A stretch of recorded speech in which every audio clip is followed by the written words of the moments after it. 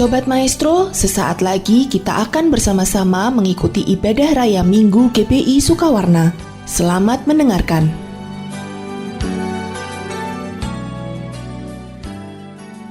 Salam sejahtera bagi kita semua, Bapak Ibu Saudara. Senang sekali kita bisa kembali beribadah kepada Tuhan.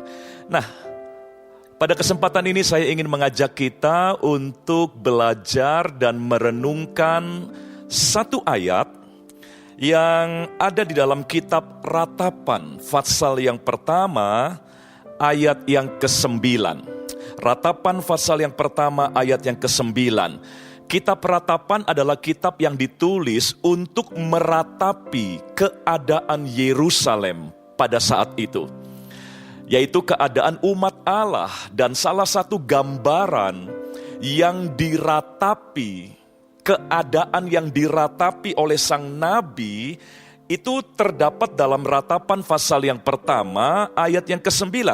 Mari perhatikan baik-baik, dikatakan kenajisannya melekat pada ujung kainnya. Ia tak berpikir akan akhirnya. Sangatlah dalam ia jatuh, tiada orang yang menghiburnya. Ya Tuhan, lihatlah sengsaraku, karena si seteru membesarkan dirinya. Jadi kondisi kerohanian dari Yerusalem, dari umat Allah pada saat itu digambarkan seperti seseorang yang penuh dengan kenajisan. Dikatakan kenajisannya melekat pada ujung kainnya. Artinya kenajisannya sudah tidak tersembunyi lagi. Semuanya sudah nampak jelas di luar oleh semua orang yang ada di sekitar Yerusalem. Dari bagian manapun sampai ke ujung-ujung jubahnya, kenajisannya tampak di sana.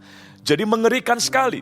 Ini sebuah gambaran dari kehancuran kerohanian yang dialami oleh orang-orang Israel pada waktu itu. Kenapa mereka bisa hidup dengan penuh kenajisan seperti itu? Kenapa umat pilihan Allah, umat yang menyembah Allah yaitu Yerusalem, kenapa digambarkan seperti orang yang pakaiannya penuh kenajisan sampai pada ujung-ujung kainnya? Nah, kembali perhatikan teks yang tadi kita baca, Ratapan 1 ayat 9. Saya ulangi, kenajisannya melekat pada ujung kainnya. Kenapa?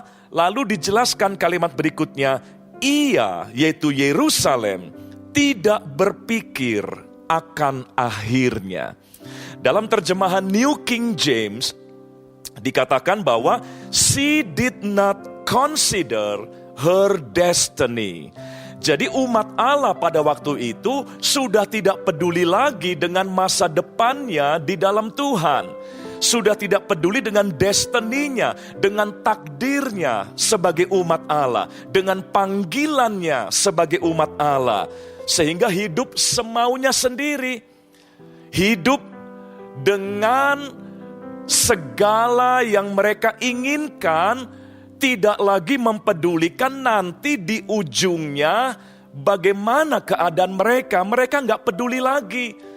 Ya, New King James berkata seperti itu. She did not consider her destiny. Atau dalam versi King James dikatakan she remembered not her last end. Mereka tidak lagi mempedulikan, tidak lagi mau fokus kepada akhir perjalanan rohani mereka bersama dengan Tuhan. Nah, ini pelajaran penting untuk kita, Bapak Ibu Saudara.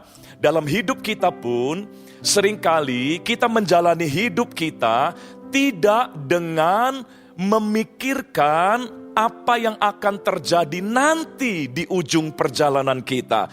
Kita melakukan segalanya seenaknya sendiri tanpa berpikir akibatnya apa nanti di belakang. Kita memilih pilihan-pilihan sesuai dengan kemauan kita sendiri tanpa kita consider, tanpa kita peduli nanti apa akibatnya yang kita akan alami di ujung perjalanan kita. Kehidupan manusia di akhir zaman adalah kehidupan yang hanya consider dengan kebutuhan-kebutuhan sesaat yang mereka rasakan pada hari ini. Mereka nggak peduli besok mau jadi apa, tahun depan mau bagaimana. Saudara, di dalam Tuhan kita punya destiny yang hebat. Tuhan sudah siapkan satu destiny, satu takdir rohani yang luar biasa. Kita ditakdirkan untuk memerintah bersama dengan Dia. Kita ditakdirkan untuk menjadi mempelai Kristus. Kita ditakdirkan untuk duduk bersama dengan Allah di sorga.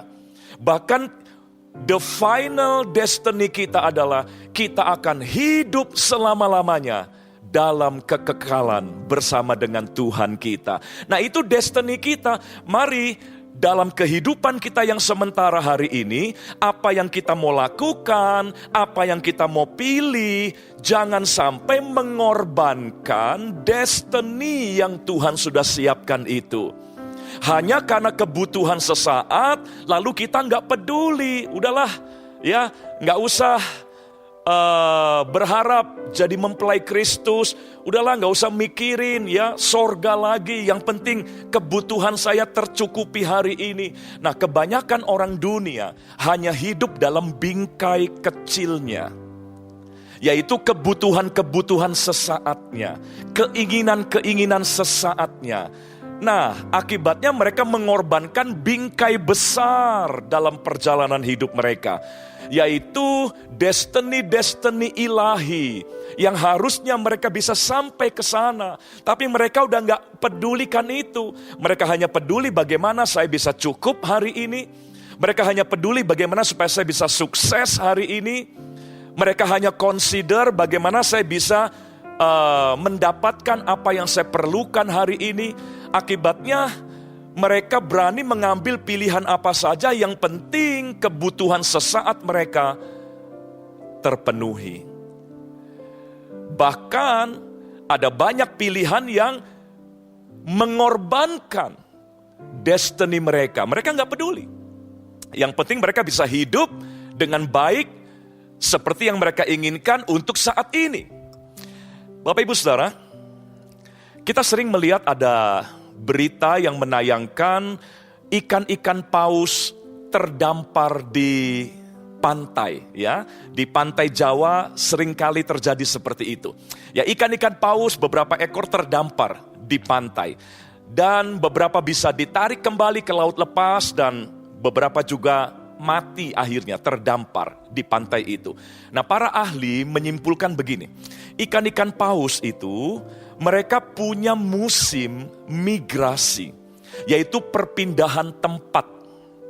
Jadi mereka berkelompok, mereka bergerak ke tempat yang baru, yang cukup jauh dari tempat semula. Tujuannya tentu mencari tempat di mana lebih banyak ada makanan buat mereka, dan juga mungkin mencari tempat yang mungkin lebih aman bagi komunitas mereka sebagai ikan paus.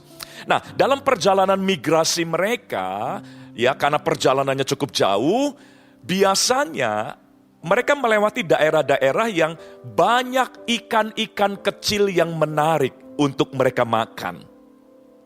Nah, beberapa ekor ikan paus terpancing untuk mengejar ikan-ikan kecil yang mereka jumpai dalam perjalanan ke tempat mereka yang baru.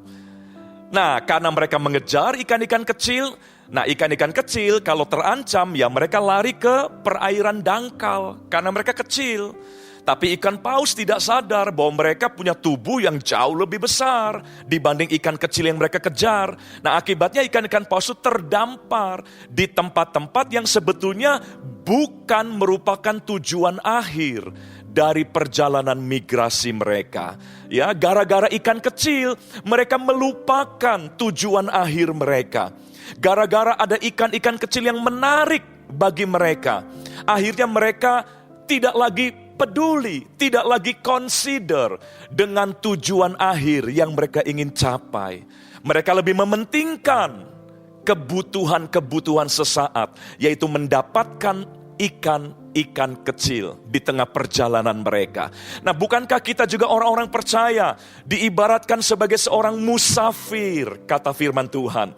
Kita sedang mengadakan perjalanan kehidupan untuk sampai kepada tujuan akhir, yaitu hidup kekal bersama dengan Tuhan kita. Nah, dalam perjalanan kita ada banyak ikan-ikan kecil yang menarik, ada banyak godaan-godaan kecil yang menarik, ada banyak daya tarik dunia yang memikat kita. Dan akibatnya beberapa kita mulai rela melupakan sorga demi kebutuhan sesaat.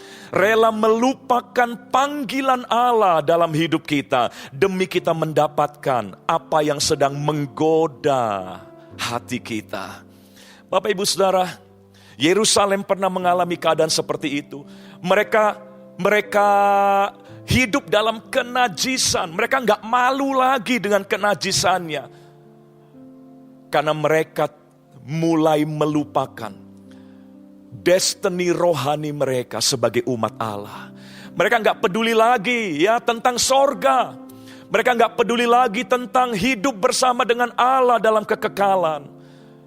Mereka begitu terpikat dengan hal-hal sementara yang mereka perlukan dalam hidup sehari-hari mereka. Dalam istilah penerbangan, Bapak Ibu, ini disebut dengan istilah disorientasi. Yaitu sebuah kekacauan orientasi. Di mana sebuah pesawat terbang bisa saja mendarat di tempat yang salah ketika navigasinya mulai kacau. Sehingga tidak lagi tertuju kepada tujuan akhir. Tapi entah mereka bisa mendarat di mana saja yang bukan tujuan akhir mereka. Kejadian ini pernah terjadi dalam dunia penerbangan Indonesia tahun 2006. Pesawat yang berlogo Adam Air. Itu mereka harusnya terbang dari Jakarta menuju Makassar. Tapi ketika mereka ada di udara, katanya seluruh sistem navigasinya kacau. Ada error komputer navigasi mereka. Akhirnya pilot kebingungan. Dan akhirnya pilot menerbangkan pesawat hanya dengan intuisinya sebagai seorang pilot. Dan tiba-tiba akhirnya mereka mendarat di sebuah daerah yang bernama Tambolaka di Nusa Tenggara Timur, jauh sekali dari Makassar. Itulah akibat dari kondisi yang dinamakan disorientasi. Mereka nggak terfokus lagi kepada tujuan akhir mereka. Akhirnya mereka salah mendarat. Untung masih bisa mendarat. Biasanya pas satu jatuh dan terjadi musibah. Nah, jangan hidup kita mengalami disorientasi. Dalam perjalanan hidup kita, iblis ingin membuat kita tersesat. Tidak sampai kepada destiny ilahi kita. Iblis nggak mau kita nanti di ujung perjalanan hidup kita menjadi mempelai Kristus dalam kemuliaannya. Iblis nggak mau kita nanti di ujung perjalanan hidup kita memerintah bersama dengan Dia. Iblis nggak mau. Makanya iblis berusaha menebar ikan-ikan kecil yang menarik. Ikan-ikan kecil itu bisa berupa kebutuhan yang kita sedang butuhkan. Ikan-ikan kecil itu bisa berupa juga godaan, daya tarik dunia dan sebagainya. Dengan tujuan supaya kita lebih fokus ke situ. Kita lebih fokus kepada kebutuhan-kebutuhan kita. Akhirnya kita lupa tujuan ilahi kita bersama dengan Tuhan. Ada banyak orang Kristen demi kebutuhan akhirnya rela mengorbankan ketaatannya kepada Tuhan. Demi daya tarik dunia, mereka rela mengorbankan panggilan Allah dalam hidupnya. Untuk hidup benar, untuk hidup menyenangkan hati Tuhan. Mereka udah gak peduli lagi. Yang mereka pedulikan adalah gimana saya bisa dapat apa yang saya inginkan hari ini. Gimana saya bisa dapat apa yang saya butuhkan hari ini. Di Alkitab saya mau beri contoh, seorang raja yang sebetulnya dia sudah dianugerahi sebuah hikmat yang luar biasa. Nah, kalau kita bicara raja yang berhikmat, tentu semua tahu siapa dia. Salomo. Mari kita lihat. 1 Raja-Raja pasal yang ke-11 ayat 4. 1 Raja-Raja pasal yang ke-11 ayat yang ke-4. Dikatakan demikian. Sebab pada waktu Salomo sudah tua, istri-istrinya itu, nah ini saya anggap ikan-ikan kecil yang menarik itu. Ya, istri-istrinya itu mencondongkan hatinya kepada ilah-ilah lain. Jadi Salomo mengalami disorientasi dalam perjalanan hidupnya gara-gara pengaruh dari istri-istrinya yang banyak itu. Kita tahu kan Salomo awalnya ketika Salomo ditunjuk untuk menggantikan Daud ayahnya, maka considernya, ya, fokus hidupnya itu hanya tertuju kepada Tuhan. Dia mengajukan permintaan yang sangat terkenal. Dia nggak minta emas dan perak, dia nggak minta materi, kekayaan dan sebagainya, tapi dia minta hati yang paham menimbang mana yang benar dan mana yang salah. Tujuannya karena dia tidak ingin melanggar ketetapan Tuhan. Waduh. Jadi ketika awal dia punya consider, dia punya fokus hanya ingin menyenangkan hati Tuhan. Luar biasa. Tapi ketika dia sudah tua, hatinya tidak lagi terarah kepada Tuhan. Tapi dikatakan, ya, sebab pada waktu Salomo sudah tua, istri-istrinya itu mencondongkan hatinya kepada ilah-ilah lain, sehingga ia tidak dengan sepenuh hati berpaut kepada Tuhan Allahnya seperti Daud ayahnya. Jadi ini peringatan besar untuk kita. Salomo saja bisa terdisorientasi. Padahal dia adalah raja yang punya hikmat luar biasa. Apalagi kita yang seringkali kita ini bodoh. Jadi mari waspadai, jangan berkata, oh saya gak mungkin menyimpang dari Tuhan. Saya gak mungkin lupa surga. Saya gak mungkin lupa panggilan Tuhan dalam hidup saya. Saudara, mari kita sadari bahwa kita sebetulnya punya peluang yang sama untuk terdisorientasi. Seperti Raja Salomo. Salomo saja bisa disesatkan. Tidak lagi consider, ya, tidak lagi mau memikirkan kekekalan sebagai tujuan akhir. Yang dipikirkan adalah yang penting kesenangan sesaat. Ada banyak orang tujuannya hidupnya hanya ingin senang sesaat, sukses sesaat. Tapi saya berdoa agar kita semua dalam hidup ini tetap tujuan utama kita adalah bahagia bersama dengan Tuhan selama-lamanya. Itu consider kita. Ya, itulah fokus hidup kita. Kita gak akan korbankan itu hanya untuk mendapat kebutuhan sesaat dan kesenangan sesaat. Salomo, gak ada orang yang duga orang dengan hikmat sehebat itu. Orang yang memulai dengan fokus yang hebat kepada Tuhan. Akhirnya di masa tuanya, hatinya tidak lagi terarah kepada Tuhan. Hatinya gak peduli lagi dengan Tuhan. Dia hanya peduli dengan istri-istrinya. Bahkan mari kita teruskan. Tadi ayat yang keempat ya. 1 Raja-Raja 11 ayat yang ke-6. Kita lompati ayat yang kelima. Kita langsung lihat ayat yang ke-6. Ternyata akibatnya lebih dahsyat lagi.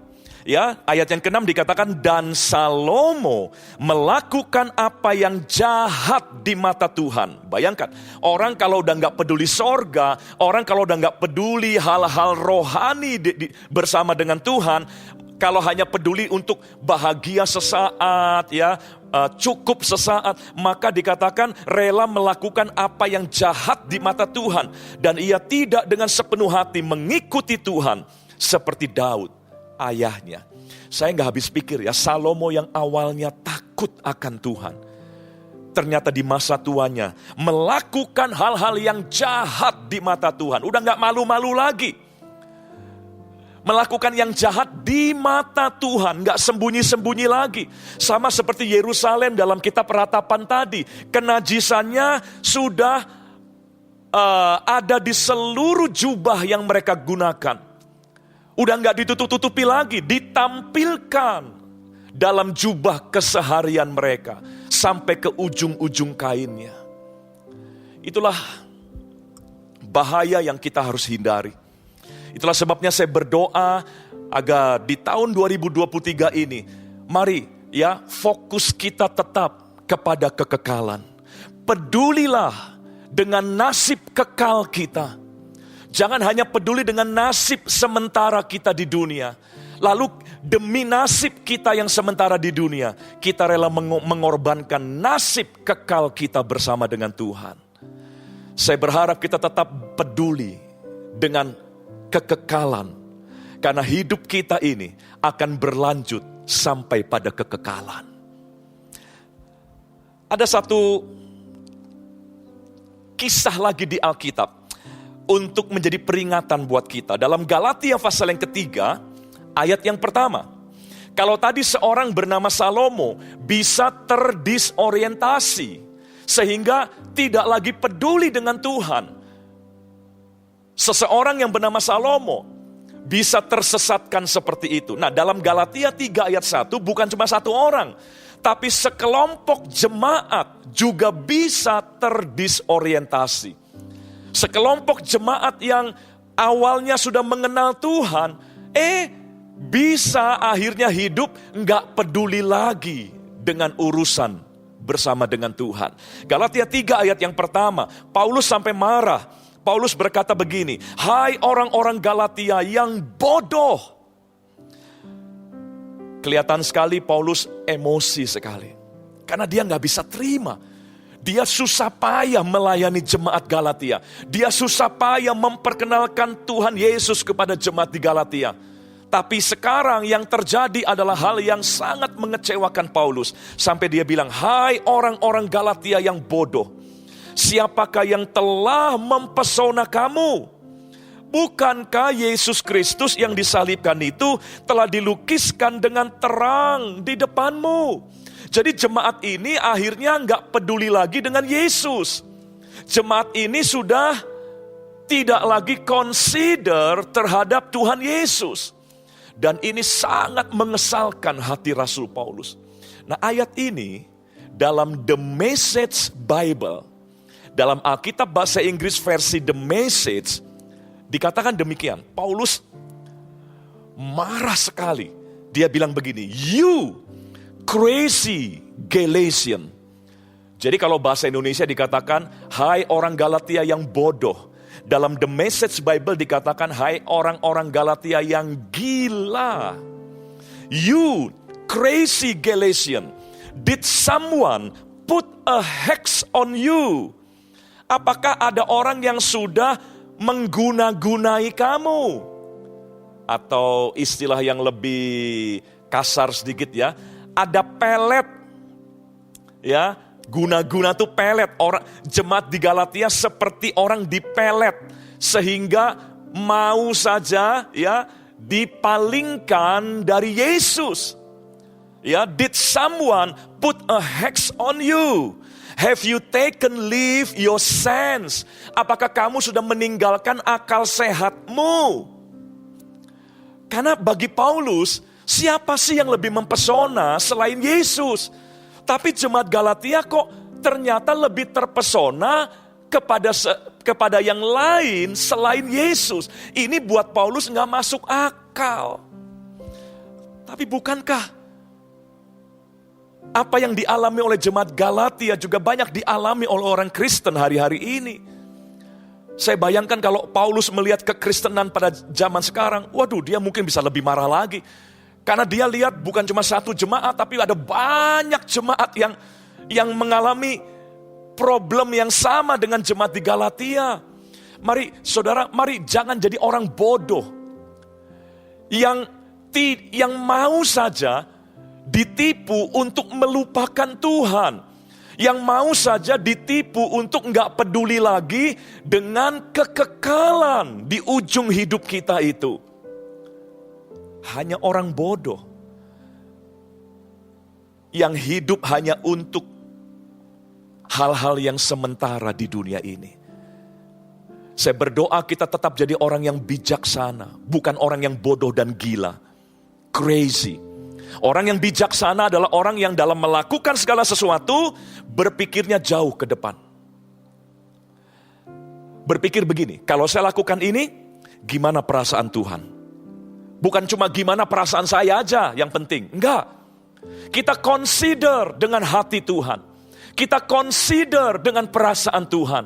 Lalu kita consider dengan nasib kita nanti ke depan. Kalau saya lakukan ini, apakah ini bisa menggagalkan saya untuk menjadi mempelai Kristus?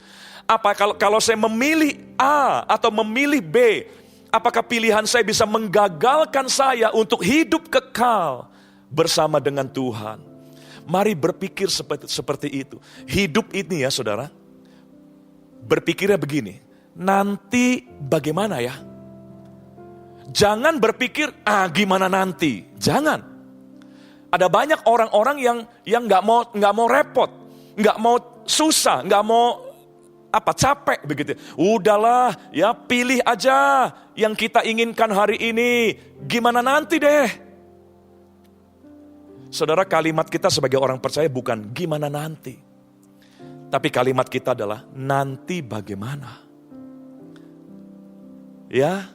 Saya berdoa kita tetap punya kesadaran terhadap kekekalan dalam hidup kita.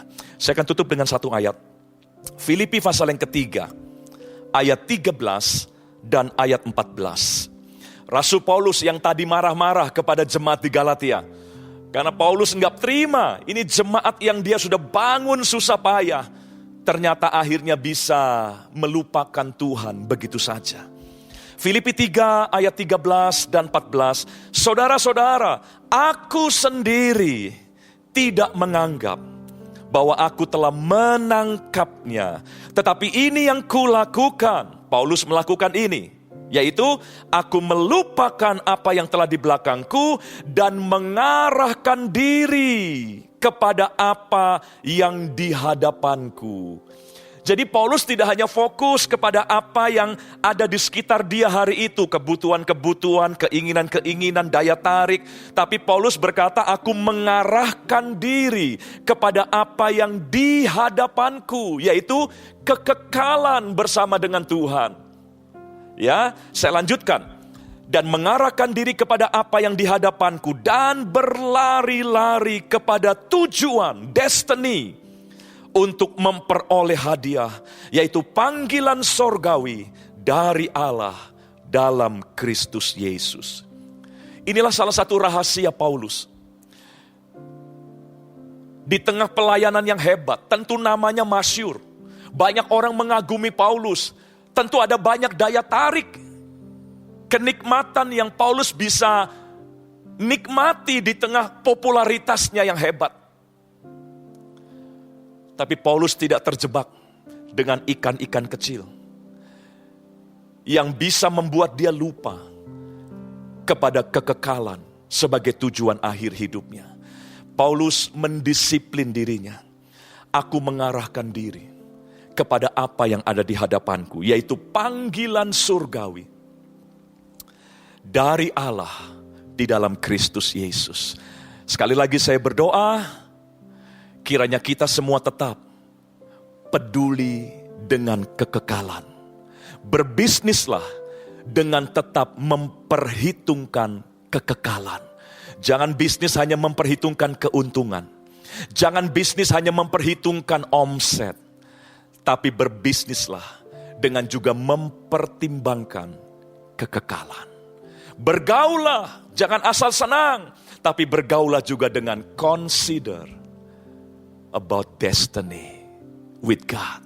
Nasib kita bersama dengan Tuhan, takdir kita bersama dengan Tuhan, jangan sampai dikorbankan hanya demi hal-hal sesaat yang kita inginkan. Tuhan memberkati kita semua, biar firman Tuhan dimateraikan dalam hati kita, dan Allah Roh Kudus memampukan kita untuk menjadi pelaku firman. Tuhan memberkati kita semua. Sobat Maestro, Anda baru saja mengikuti ibadah raya Minggu GBI Sukawarna.